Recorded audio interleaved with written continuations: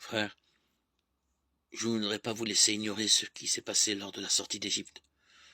Nos ancêtres ont tous été sous la protection de la colonne de nuée, et tous, ils ont passé la mer Rouge. Tous, ils ont été pour ainsi dire baptisés en Moïse, dans la nuée et dans la mer. Tous, ils ont mangé la même nourriture qui était spirituelle.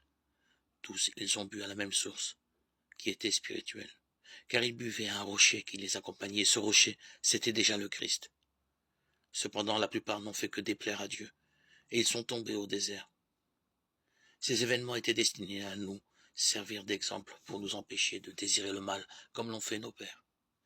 Ne devenez pas idolâtres comme certains d'entre eux, ainsi qu'il est écrit, le peuple s'est assis pour manger et pour boire, et ils sont levés pour s'amuser. Ne nous livrons pas à la débauche, comme l'ont fait certains d'entre eux. Il en est tombé 23 000 en un seul jour. Ne mettons pas le Christ à l'épreuve, comme l'ont fait certains d'entre eux. Ils ont péri, mordus par les serpents. Cessez de récriminer contre Dieu, comme l'ont fait certains d'entre eux. Ils ont été exterminés. Leur histoire devait servir d'exemple. L'Écriture l'a racontée pour nous avertir, nous qui voyons arriver la fin des temps. Ainsi donc, celui qui se croit solide, qu'il fasse attention à ne pas tomber. Quand vous avez été mis à l'épreuve, ce ne fut jamais au-delà des forces humaines. Et Dieu est fidèle. Il ne permettra pas que vous soyez éprouvés au-delà de ce qui est possible pour vous.